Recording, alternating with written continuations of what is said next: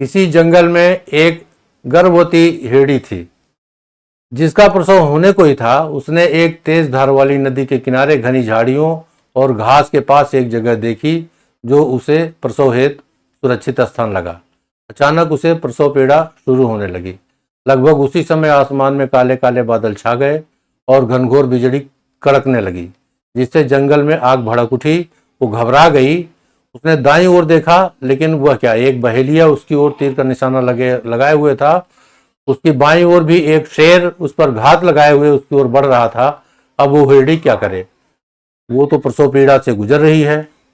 अब क्या हो गया? क्या वो सुरक्षित रह सकेगी? क्या वो अपने बच्चे का जन्म दे सकेगी? क्या वो नवजात सुरक्षित रहेगा या सब कुछ जंगल की आग में जल जाएगा? अगर इनसे बच भी गई तो क्या वो बहेलिए के तीर से बच पाएगी? क्या वो उस खूंखार शेर के पंजों की मार से दर्दनाक मौत मारी जाएगी जो उसकी ओर बढ़ रहा है? उसके एक ओर जंगल की आग, दूसरी ओर तेज धार बहती नदी और सामने उत्पन्न संकट। अब क्या करे? लेकिन फिर उसने अपना ध्यान अपने नव आगंतुक को जन्म देने की ओर केंद्रित कर दिया। फिर जो हुआ वो आश्चर्यजनक था। कड़कड़ाती बिजली की चमक से शिकारी की आंखों के सामने अंधेरा छा गया और उसके हाथों से तीर चल गया और सीधे भूखे शेर को जा लगा। बादलों से तेज वर्षा होने लगी। जंगल की आग धीरे धीरे बुझ गई। इसी बीच हिरणी ने एक स्वस्थ शावक को जन्म दिया।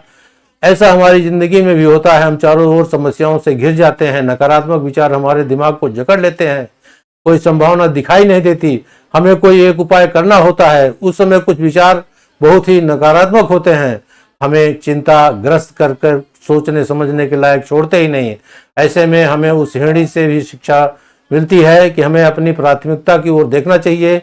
जिस प्रकार हिरणी ने सभी नकारात्मक परिस्थितियां उत्पन्न होने पर भी अपनी प्राथमिकता प्रसव पर ध्यान केंद्रित किया, उसी प्रकार से भी हमको उस खुदा ईश्वर के पर ध्यान देना चाहिए और मौत या जिंदगी सब कुछ उसके हाथ में है। शुभ रात्रि।